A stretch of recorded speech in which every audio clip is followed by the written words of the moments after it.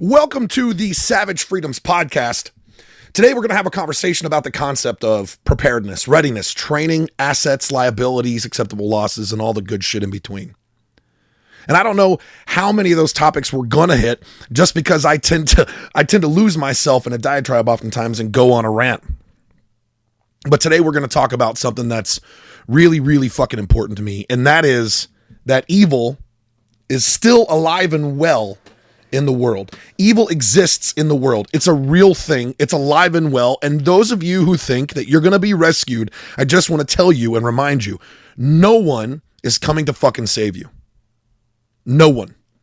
Not a single individual fucking person. The police is not going to save you. The military is not going to save you. The UN is not going to save you. No one is going to save you. No one. One of the number one things that they teach us in combat medical provision or combat medical care, especially when we talk about the idea or concepts that are held in TCCC, which is tactical combat casualty care. One of the first rules that we have a conversation around is this concept of, one, finish the fight, but two, self-rescue. In the process of finishing the fight, let's talk about being on an ODA for a second. A special forces medic is a shooter first, is an operator, a fighter first, and a medic second. And a combat medic is the same way. The fact of the matter is that if the fight is still going and the team in general is still under the threat of being directly engaged, attacked, or taken out, the first task is to finish the fight. That means that the casualty has a responsibility. The casualty has a responsibility of self-rescue, self-aid, self-care. If the casualty has been shot, then it's the casualty responsibility to put a daggone tourniquet on it if it's somewhere that a tourniquet can be applied. This idea that you have to be able to rescue yourself, that means you may have to drag your ass from wherever you are to get to cover so you're no longer continuing to be a liability, and figure out a way to make yourself an asset. In the moment when chaos erupts, if you are the one that gets injured in that process, how can you still be an asset to the team? How can you self-aid, self-rescue, and help yourself first before the expectation that your medic is going to stop everything that he's doing and coming to rescue you? The same holds true in the civilian market space. In fact, I'll go one step further. The same not only holds true, but I think oftentimes is actually more true in the civilian space than it is if we're talking about being overseas and fighting. At least there I have a dedicated medic 9 times out of 10 that's really accessible and has the ability to get to me rather quickly. But in the United States, even if we have a rapid emergency response team, if we have, spectacular ambulance, we have spectacular paramedics, we have spectacular law enforcement across the board, if we have all of these really great assets that are available to us, the average response time is still 5 minutes or more. If we're talking about people coming to rescue you, that's a really long time. If you've been significantly injured or significantly wounded, you may not have 5 minutes. You may not have 2 minutes. If someone has broken into your home while you're in your home, you may not have 30 seconds. One of the things that I enjoy doing on occasion is going onto YouTube and finding 911 calls, specifically 911 calls of people that are in their homes alone, and people are trying to either get into the house or have already broken into the house. And the one common trend amongst all of them, with the exception of those individuals who are armed, is this panic and the question of, can you please hurry? There's so much fear involved. There's so much panic and chaos in the mind of the individual because they have no idea how to protect themselves. We have become over-reliant on the system to provide us safety and protection. We have become so reliant on the system to rescue us and save us that we have lost our ability as human beings in general to provide and protect for ourselves. Everybody thinks that providing is going to work and making money and having finances or potentially building wealth so that you can live comfortably. But the problem with comfort is complacency. If you've ever been to any of the events that I've ever spoken to, or been at any of my trainings, any of the events I've spoken at, or any of my trainings, you've heard me say the same thing. Comfort is poison. Comfort will kill you. If you want to sit back and pop that beer and kick your feet up on the coffee table and be comfortable and look around and say, this is okay, well, cool. Then you have a mentality of mediocrity. You've accepted that your level of performance or progression is the top that you will ever achieve, and you've become comfortable. So now your complacency begins. And understand this: if you're not growing, you're dying. If you're complacent, you're dying. It is not a plateau effect that maintains. You're not going to reach a level and maintain that level by becoming comfortable. As soon as you get to a point where you believe that you've arrived, you are no longer at the arrival point. You have just taken a step backwards. I don't understand what it is about modern society with the idea that we're supposed to be comfortable. I really don't fucking get it. I don't understand this idea that you as an individual, you are entitled. You're entitled to have someone come rescue you.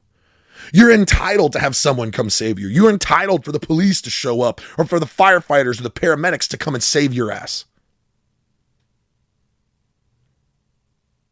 What we have seen over since the end of the Trump administration into the Biden administration is a huge exodus from law enforcement. A huge exodus. Law enforcement around the country has diminished in its ability to actually do its job because it's so short and low on manpower.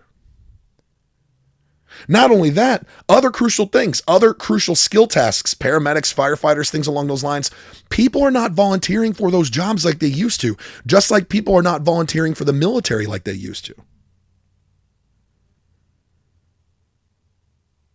The biggest reason why is because it's become there's a stigma connected to it. There's derogatory concepts connected to being a law enforcement officer anymore. If you're a law enforcement officer, then you're a racist or you're a bigot or you're biased in whatever way. Period. Doesn't matter. Just because you're wearing the uniform, you automatically are inside of this box that someone has put you into. I'm 100% okay with you putting me in whatever box you want to put me in. You can call me whatever fucking name you want to call me. You can say that I'm a piece of shit, that I'm an asshole. You can call me whatever you want to call me and make whatever claims on my character that you want to make. I don't give a fuck. I don't fucking care. And the reason why is because I know who I am. I know the mistakes that I've made. I know the fucking shit that I've done in my life that was out of character or out of the character that I want it to be. I know the things that I can do better now. I know the things that I've been continuously working on throughout the entirety of my adult life. And I'll tell you this right now, one of the number one things is that I don't want to be a fucking liability. And I have been a liability in the past. I've been a liability to myself. I've been a liability to my friends. I've been a liability in my relationships. I don't want to be a fucking liability in my life. Not for me, not for anybody else I operate with. Not for people I do business with, not for my fucking family, not for my little girl, not for my company and my business. I don't want to be a liability. So I have to remember that if I don't want to be a liability, then my responsibility falls on the fact that I must continue to be able to self-rescue. And understand this concept of asset versus liability. The difference between asset and liability is very clear. Like, we can talk about assets and liability in business, or we can talk about assets and liability in you as a person. If you're an individual who doesn't know how to hold their liquor and you go out and you go drinking with your friends and you get blacked out drunk and you make an ass of yourself, you've just become a liability. Not only are you a liability to your friends, but you're a liability to yourself. If you're that same individual that goes out and gets drunk and gets blacked out drunk and then gets behind the wheel of a car, guess what? Now you're a liability to everyone around you because you're driving a 2,000-pound death wagon with no logical or rational control behind it. If you're an individual that becomes addicted to drugs, you're a liability on yourself and the people around you. Because a lot of times people that become addicted to drugs will literally do whatever they can, rob, cheat, steal, whatever it might be, in order for them to get their next fix. You're now a liability. If you don't know how to manage your money, then you're a liability. You're a liability to yourself, you're a liability to your business, you're a liability to your family. Because you're irresponsible with your money. So understand the concept of asset versus liability. Assets are things that make us better, give us protection, provide us wealth, help us grow wealth, help us become better physically, mentally, help us become better in our relationships and our business, help us become better in assets are they're benefits. They're good shit. Assets are the good things. They're characteristic traits that we want to exude, virtues that we want to uphold. Violence is an asset. Violence can also be a liability. Aggression is an asset. Aggression can also be a liability. The number one thing is that no one is going to come and save you. No one is going to rescue you. So when it's 2:00 in the morning and someone kicks down your door, what are you going to do? Now, for those of you who own firearms, a lot of times I hear guys say, well, I'm going to get my gun and I'm going to go out into the house. I'm going to clear my structure. Cool. That's a great idea. What considerations have you taken? What are angles of exposure that your family may have? If someone decides to shoot back at you, where are you located and who's behind you? Where are the bedrooms in the house located? If you try and shoot someone in the house to protect your family, then what? Where are those rounds going to go if you miss your target? How often have you trained under stressful situations? How much stress inoculation training have you actually conducted? How many times have you actually trained on a range where you can move and shoot? How many times have you trained on how to fight hand to hand? How many times have you been choked out? When's the last time you got punched in the face?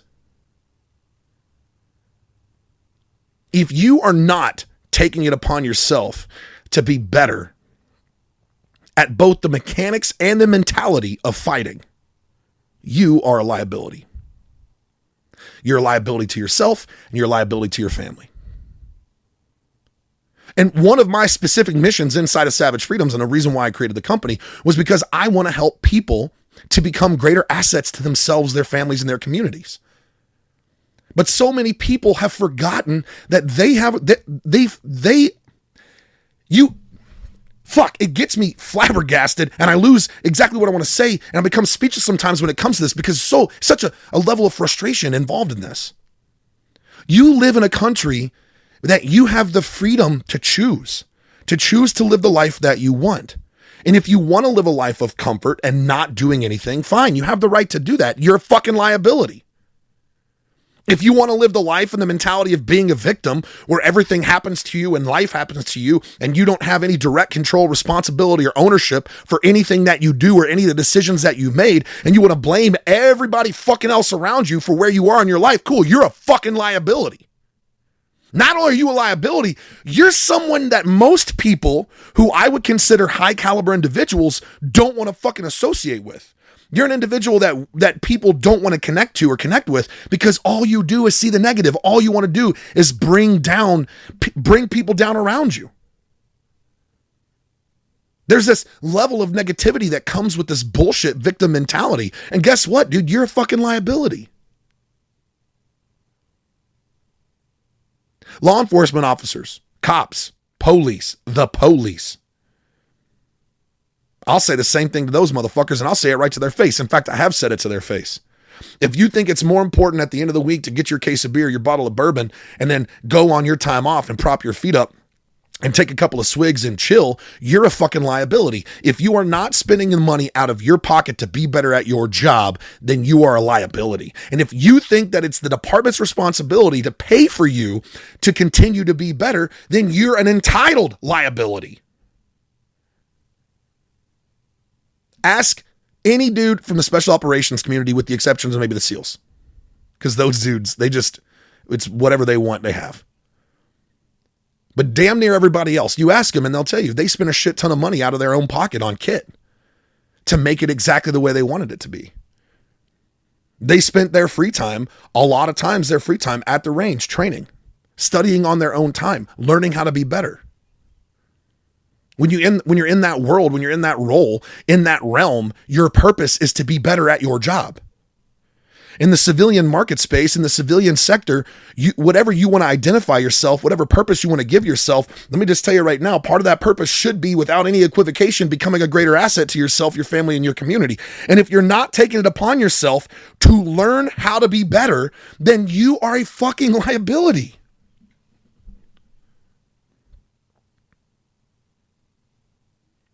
In the year 2022, I spent almost, I got to go back and double check the numbers, but I want to say right around $60,000 in ammunition. That's not me tooting my horn. I spent a shit ton of money on ammo.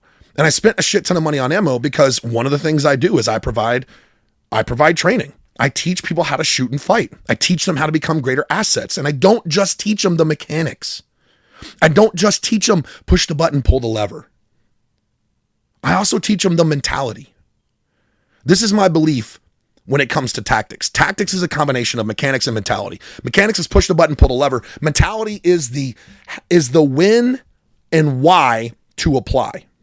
Why do we do this? Why is this a technique that works? Why are these the mechanics that we've learned and now we utilize? Why is our shooting stance set up the way it is? Why do we manipulate the weapon system the way we do? Why do we do reloads in the workspace? Why do we have draw strokes that gets the muzzle into the fight as quick as possible? Why is it faster for us to not reload our rifle and transition to pistol, depending on the distance we are? Not faster in general. It's always faster to transition rifle to pistol. But how does that become a more effective manner in the fight, or a more effective technique in the fight, than doing a combat or a bolt lock reload with your rifle? Why? Why is it more effective? One, it's faster, but why do we do it? Why is it important to understand angles? Why is it important to understand the structure and layout of your home? Why is it important to understand the construction material your home's made out of? Why is it important to understand the layout with regards to where your family is, where they sleep, where they hang out? What's the most likely location they're going to be if someone breaks into your home on the average hours that people break into homes? 9 times out of 10, people break into homes in the hours late in the evening, usually after 10, 11 o'clock at night, up until about 4 o'clock in the morning. It's usually done at dark, and it's usually done in the middle of the night when it comes to residential break-ins. Where are they going to be? Where is your family going to be when somebody breaks into your house? Where's your child sleep? Where do your children sleep? Where does your wife or significant other sleep?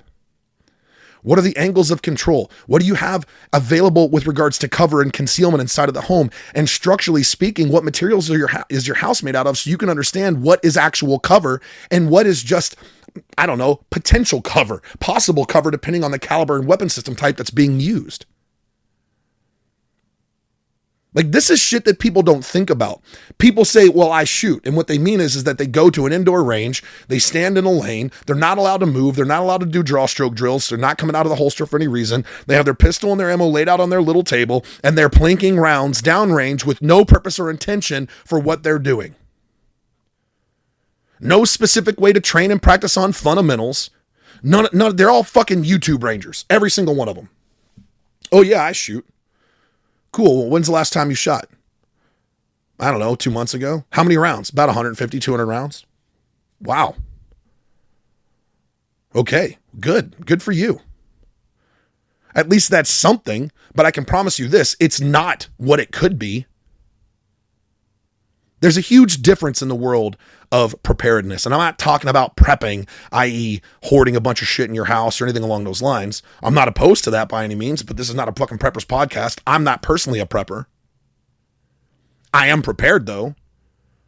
I have a medical bag. I have weapon systems in my vehicle when I travel. I have ammunition in my vehicle when I travel. I have an aid bag in my car. I have an aid bag at the house. I have an aid bag in my camper.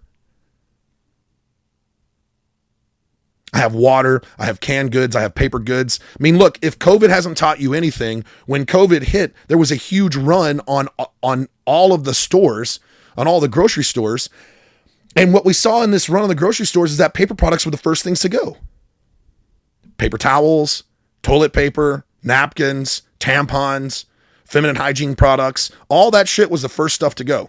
And then we had logistic issues. Not only did we have all that shit get sold out almost damn near overnight, then we had a logistical issue in the supply chain, couldn't keep up with the demand. So on top of not having shit you already need, not being prepared, not being an asset, you have just turned yourself into a liability to yourself, your family, and your community because you're the one out there panic buying. Think about this concept of preparation. Think about the idea that no one's coming to save you. If shit hit the fan tonight, midnight tonight, shit hits the fan. We lose power. There is no supply chain. Think worst case scenario. How would you provide for your family? How would you protect them? How would you generate mobility? How would you be mobile? What are the things that you would do to be an asset? Now, disregard the worst case scenario and let's just talk about tomorrow morning when you wake up and you want to go play with your little boy, your little girl. How hard is it for you to get down on the ground and get back up again?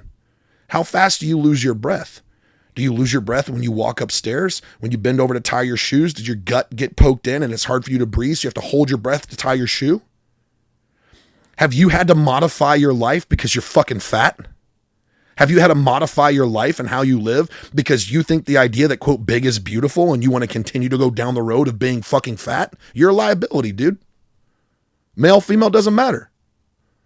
And if you're a law enforcement officer and you're listening to this right now and you're a fucking fat cop, you're one of the worst liabilities there could ever be. I would never want you on my team. I would never want you to be in an agency that would directly support or serve an area that I'm in. If you're a fat fucking cop, you are a complete liability to yourself and your family. You've just diminished your chances and your probability of making it home if there's a lethal encounter or engagement with an adversary on the street. What's the purpose of being prepared? Like, what's the purpose of knowing that no one's going to rescue you? What's the purpose of being a fucking cop or in the military if you're just going to accept that you being a fucking fat ass because you already passed your test is acceptable for you? You want to get into a hand-to-hand scuffle and you have to go hands-on with somebody and they resist you and you're fucking fat. Guess what? You've lost the fight, man. You're done. You got to go on foot and move and maneuver in a tactical situation where you got to move from cover to cover and sprint and also provide potential overwatch and security for other guys, especially, let's say, I don't know, in an active shooter situation and you're fucking fat, you're a liability. If you are not training to be better, physically fit, emotionally responsible and mature, psychologically stable and fit, then you're a fucking liability across the board.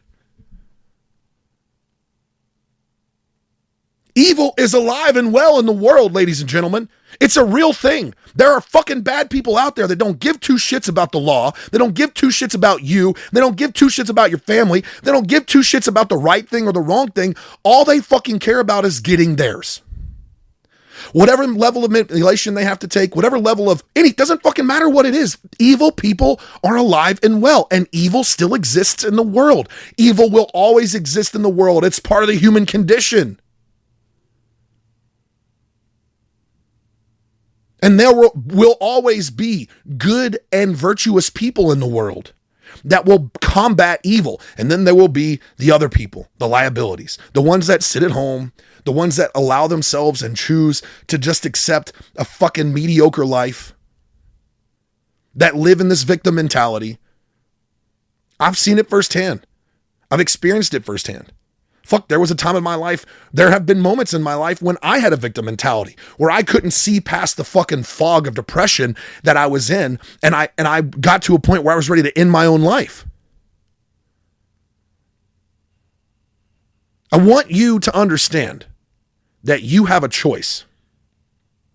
You have a choice to change and be better. You have a choice to become an asset and to diminish possible liabilities in your life for yourself, your family, and your community. And if you can't figure out the motivational piece, the discipline piece inside of you, because motivation is a temporary bullshit fucking feeling. If you're unmotivated and that lack of motivation gives you permission to not get up and get the fuck after it, then you lack discipline. Discipline is doing it even when you don't fucking want to. I don't want to go to the gym, but I go anyway. Why? Because I'm disciplined. I don't want to take this call, but I'm going to do it anyway. Why? Because I'm disciplined.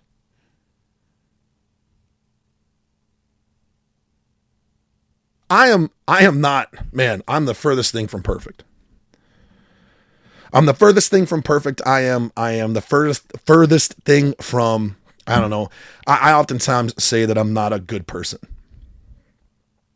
I've been told otherwise by a lot of people. A lot of people have told me otherwise, that I'm a pretty good fucking guy.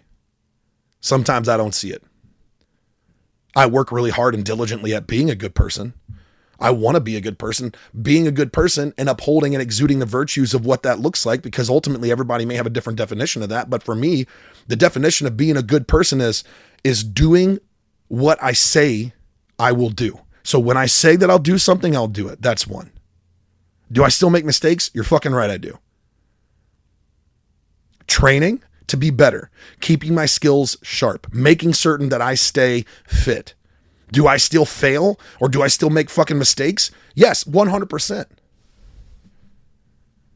I've not arrived. I will never arrive. I don't ever want to arrive, but I can tell you this. I understand that no one is going to save me.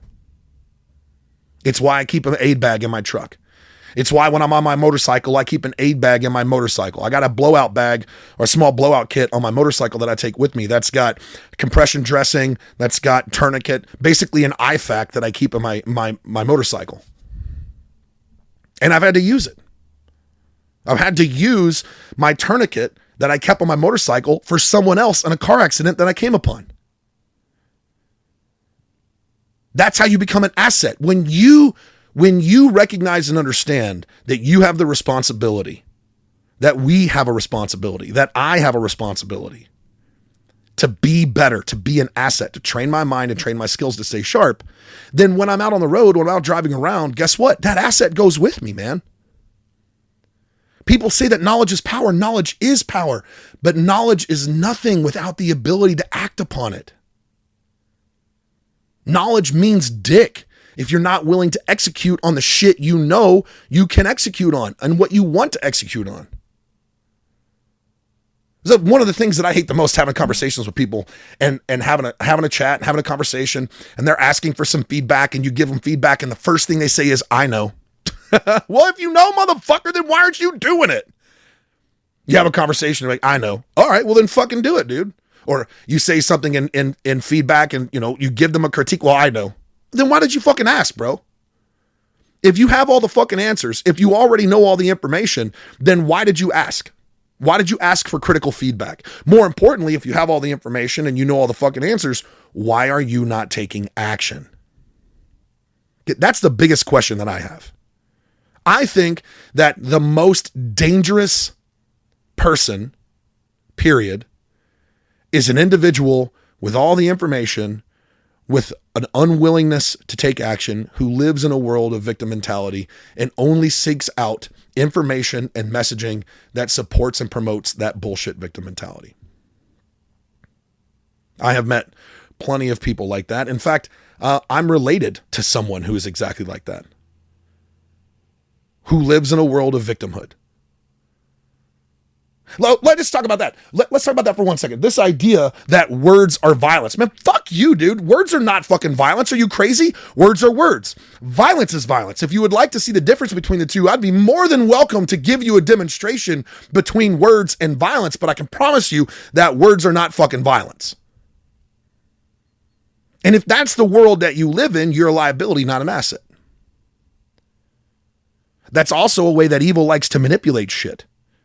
Evil people like to manipulate things. They like to get you in a place. They like to get you to a location in your mind where you believe some bullshit that's not true. Oh, words are violence. Yeah. You know what? That sounds intelligent. Words are violent. I should be really mindful of the words that I say because that could be me enacting violence upon someone else's person. No, it's not. Your feelings are a you problem, not a me problem. If I make decisions based on feelings and emotions, that leads me down the path of liability. If I only speak from a place where I'm speaking from this concept of, I got to be super mindful that I don't want to hurt somebody's feelings rather than just being honest and direct, then I could also become a liability to myself and that other individual. The concept of preparation, there's a phrase that I like to think about. And it's a cliche phrase. It's been around a lot. Everybody uses it, but it's better to be a warrior in a garden than a gardener in a war. Or another one is si vis pacem para bellum. If you want peace, prepare for war. Well, here's the thing. The reason why it's better to be a warrior in a garden than a gardener in a war is because a gardener only knows how to plant plants. Gardener's not taught himself how to be violent and aggressive. The gardener hasn't taught himself the mechanics of how to defend himself. The gardener hasn't taught himself the mechanics and the mentality on what it is to fight and protect oneself. The warrior has. So the warrior can plant plants in peace because the warrior already knows that if there is something that pops off, they're already prepared. If you want peace, prepare for war. If you're prepared for war, let's translate this. If you want peace in your life, prepare for the worst case scenario. You can never prepare for everything. It's impossible.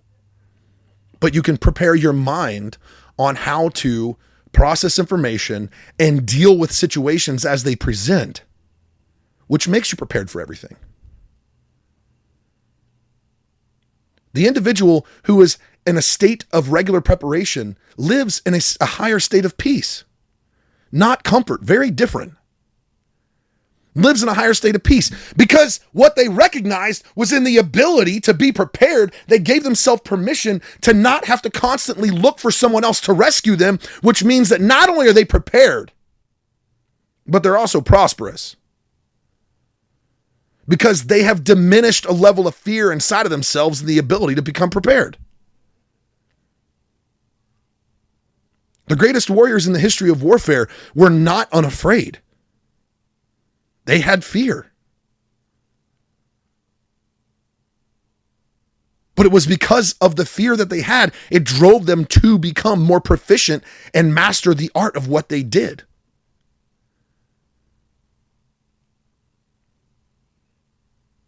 It's not executing or operating without fear. It is executing and operating with fear. Fear being present and also not being the controlling emotion or aspect of how I make my decisions and take action.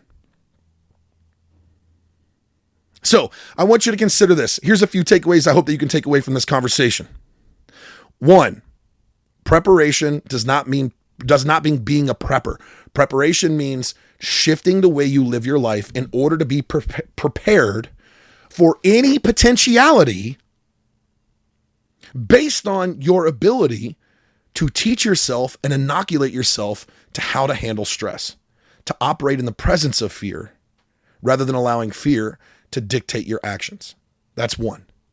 2, are you an asset or are you a liability? Straight up. You might be an asset in some aspects of your life, and you might be a liability in other aspects of your life. When it comes to who you are as an individual, are you an asset or are you a liability? What's your level of fitness? What's your level of combat capability? Are you capable of fighting? Do you know what it is to shoot a firearm? Do you know the construction of your home? Have you ever gone to a driving school? What training have you done to be better? Do you meditate? Do you journal? Have you learned how to communicate in an effective way where not only can you get along and communicate well with your significant other, but also the ability to be direct with other people inside of your world? Have you gotten to the place in your life where you're willing to cut people away from you? Like people that are inside of your circle, people that you allow inside of your life, your connections, your relationships, have you gotten to a place where you're willing to cut them away? Not because you don't like them, not because they're not friends, but because their mentality is a detriment to how you choose to live your life. And I can tell you this, when you begin to make changes in your life, when you begin to make changes in your world, you will quickly find out who truly supports you and who is only around you because you validate their mentality. I'll say it one more time. When you choose to make changes in your life and you decide to change your world, you will truly and rapidly find out who supports you or who has spent time with you only because you validate their mentality. If you live in a world of victim mentalities, you're going to surround yourself with victims. If you live in a world of people that are complacent, as a complacent individual, you're going to surround yourself with people that are complacent.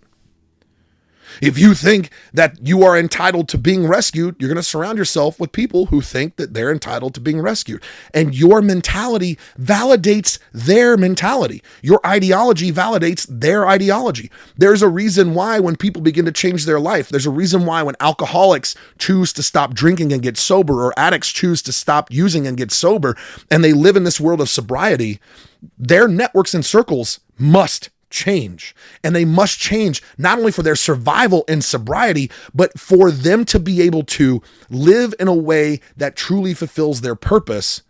And that cannot happen when you're surrounded with other people who want an old version of you. They want the liability version because it gives them permission to continue to be a liability. They don't want the new version that is seeking to be an asset in every aspect of their life, because that shines a very bright light on their deficiencies, on what they're inept at, on their shitty ass mentality, on their stupid fucking victimhood. And you might be listening, like, but Adam, I am a victim. No, you're not. You're not a victim. Many people, including myself, have been victimized.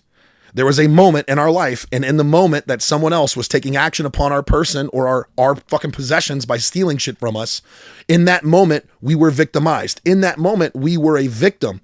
After that moment passed, we're no longer a fucking victim. We're only a victim in the moment that it happens.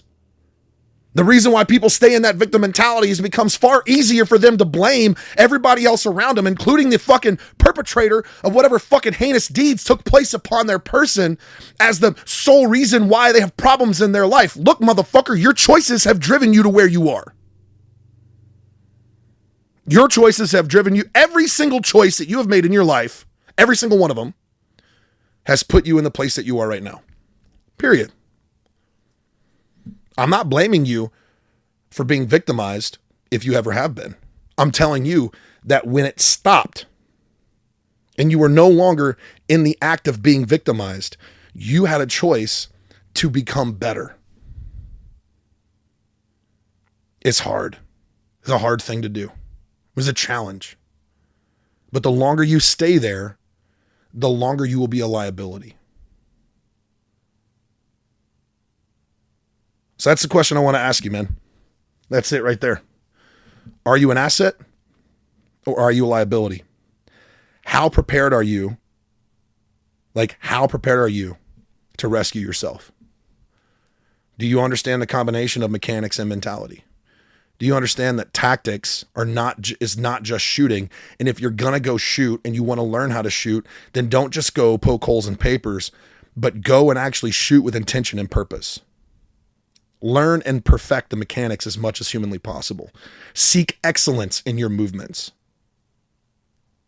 Stop thinking that somebody's going to fucking rescue you. This is a Savage Freedoms podcast. Go fucking get it.